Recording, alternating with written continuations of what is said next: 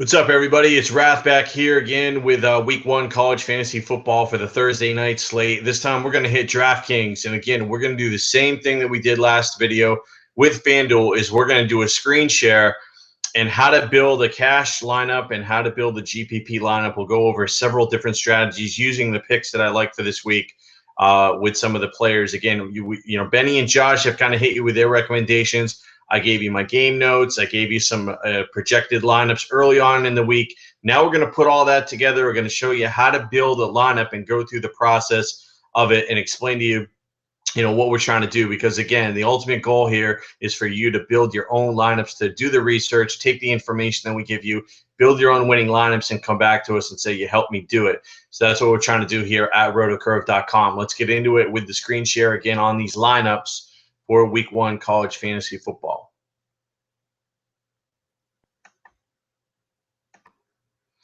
And again, we'll start off with tournaments and on DraftKings. Now, let's preface this by saying with DraftKings, the salaries are softer, especially at the wide receiver position.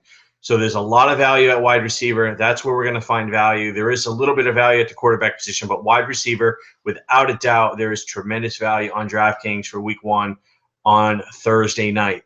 So with that being said, some of these GPP tournament lineups are going to be wide receiver heavy because that's where the value is and that's where the upside is. You get the bonus points for the 100 yards receiving at 3 on DraftKings. So that's why we go wide receiver heavy, and we'll talk about this. So let's get into it. First GPP lineup here is I'm looking at who is my my best upside guy at the quarterback position. And, I'm looking at a new Solomon from Arizona, the highest projected favorite of the week here. And he's at 9,200 and could put up monster game against Texas San Antonio.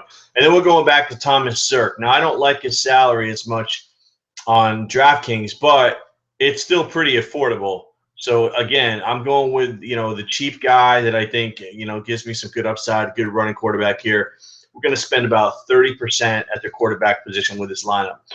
Going with 2 running backs. Now, point per reception on DraftKings, so 1 point per reception, 3-point bonus for 100 yards rushing or receiving.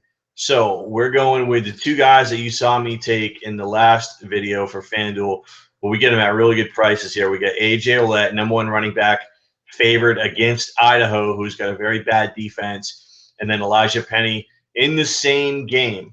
Normally I would not do this, but a value is really dictating the play here on DraftKings. And I think this is going to be a back and forth kind of game. Penny's going to get enough carries where at 3,800, I'm not worried about it so much. We're spending about 20% on the running back position. I highlight these 2 guys because they're #1 wide receivers that I think you're getting at tremendous value. You're getting Caleb Jones, and you're pairing him with a new Solomon, being at 6,100. And then we're going with the #1 wide receiver on Oklahoma State, who's a heavy favorite against Central Michigan. That's Brandon Shepard of Oklahoma State at 6,000. Go back here with my guy, Colby Listenby, TCU, 4,700. Again, Doxson not 100%. Deontay Gray out. Not sure how much they're going to want to run the ball. I think that TCU is going to want to throw the ball in this game. And so that's going to be – they're going to want to push the pace. Listenby is good volume guy. And then Latavius Rayford in this Vanderbilt Western Kentucky game, he's only 4,000. #1 wide receiver for Vanderbilt is hurt and out for the season. So now you get Rayford at a discount in a very close, high projected total game. And then our guy, Desmond Epps, who we've had in every single lineup at Idaho, only 3,200. So we got 2 Arizona guys, 2 Idaho guys. But again, the Idaho guy, the players for Idaho are so cheap that you almost have to take them. And here we are going to spend 48%, and we're going to take 5 wide receivers. So that's the strategy for that you can roll with at this particular GPP lineup. Let's drop down here to another GPP lineup, which is basically the same. The only thing I did is I swapped out the quarterbacks.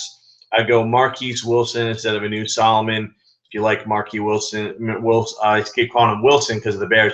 Marquise Williams and Cooper Rush. I think that Oklahoma State's going to have a big lead, and Central Michigan's going to have to throw.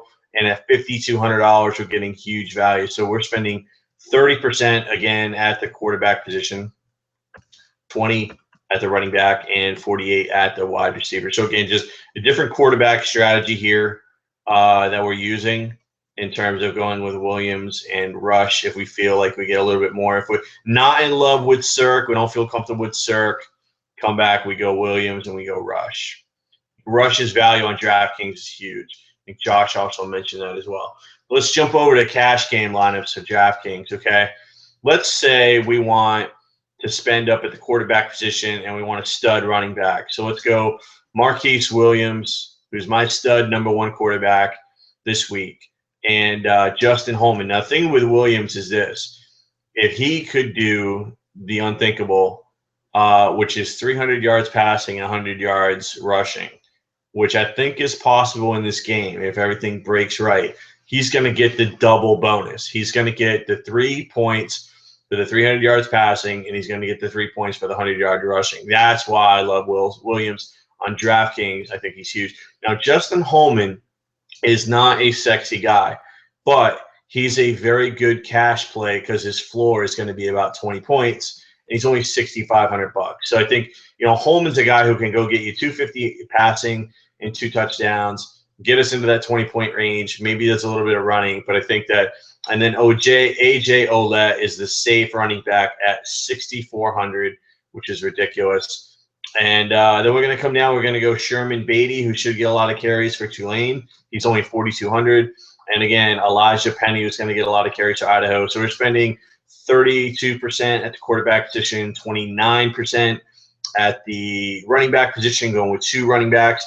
And then we're going to go, with 3 running backs and 4 wide receivers. Again, we got the double flex on DraftKings. And our wide receivers are going to be a little bit different here. Samaje Grant, #2 wide receiver for Arizona, 5,100. Colby Listenby, who we also talked about, #2 wide receiver for TCU. James Washington, #2 wide receiver, Oklahoma State. Should have a lot of points in that game at only 4,500.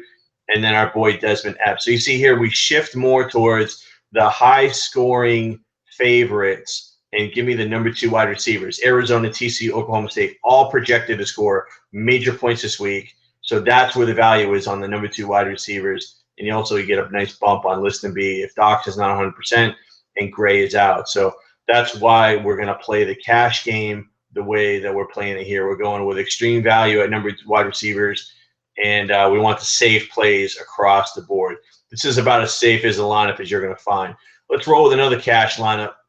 A little bit different here. Let's say we want to go super stud at the quarterback position. Now, I did mention earlier, I'm not real high on Trevon Boykin, only from the standpoint of I don't like paying full price, and it's not an optimal matchup. But let's say we still want to roll with Boykin, and we want to roll with our boy Marquise Williams. So we're going to drop 40% of our cap at the quarterback position in this cash game. What does that mean the rest of our lineup is going to look like? You might say, wow, it's going to look pretty weak. Here's the thing.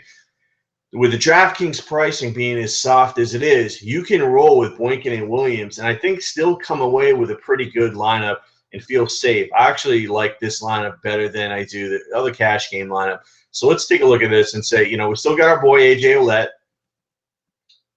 He's good. He's #1 back as far as value goes. And we got our boy Beatty from Tulane.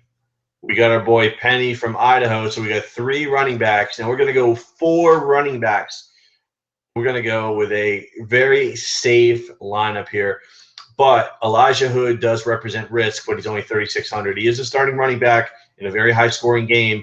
He's probably going to get, some split carries. But again, we're going to drop 36% on our running backs here. So that's not going to leave a lot for the wide receiver position. So we're only going with 3 wide receivers. We're going with Listenby and Epps, who are the guys that are pretty much locked in on every lineup. And then we're going to go safe with Jesse Kroll from Central Michigan at 4,100. Again, a little bit different lineup, 24% at the wide receiver position, 36% at the running back position. We're going 4 running backs in this spot, and 40% at the quarterback position. So this is what a lineup would look like. We want to go heavy at the quarterback and the running back position on DraftKings for a cash game lineup. Going to go with one more tournament lineup for you here. It's a little bit crazy. I dropped it in here at the end.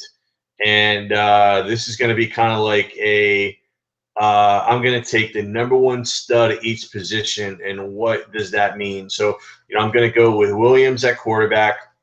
I'm going to go Nick Wilson from Arizona at the running back spot, 9K. And then I'm going to come back and go Pharaoh Cooper at 8,100. So what would my lineup look like if I go with a stud at each one of those positions? Well, means I got to drop down at the quarterback position and go super cheap. Matt Linehan at 4,400. I mean, look, I don't love Matt Linehan, but in this spot, I think Idaho is going to throw. And the price is so ridiculously cheap that I'm playing the pricing game. The same thing here with Penny. I normally don't like going quarterback, running back from the same team, but again, I'm playing the pricing game and I'm going Penny at 3,800 again. So cheap, it's not even funny. Talked about Cooper, who I think could have a monster game. The ceiling on Cooper is by far the highest in this game set. And then we're also going here with some cheap wide receivers to kind of fit in who we can fit in. Jesse Kroll at 4,100, Latavius Rayford at 4,000, Max McCaffrey, number one guy at Duke. They don't throw a lot, but he's only 3,700, and then our boy Desmond Epps at 3,200. So this is what a tournament lineup would look like if I said I want 3 studs, and how do I build a lineup all around them? Hopefully you guys are able to use some of these lineups. Again, we are recommending you don't use these exact lineups, but you use the Benny and Josh picks along with my recommendations to build your line. These are different ways that you can build a lineup. These are mostly lineup construction videos that we're giving you, and you can put the pieces together, build your own lineups, and go out and win some cash this week on DraftKings on Thursday night. All right, guys, that's going to wrap it up for the DraftKings lineup construction strategy video for Week 1 college fantasy football on Thursday night. Hope you guys enjoy the video, and I wish you the best of luck in all your contests on Thursday night. If there's any late breaking news, be sure to check rotocurve.com. We're going to have you covered all day tomorrow for the first weekend of college fantasy football. Big, exciting times in DFS, and look forward to seeing you again. Thanks again, guys.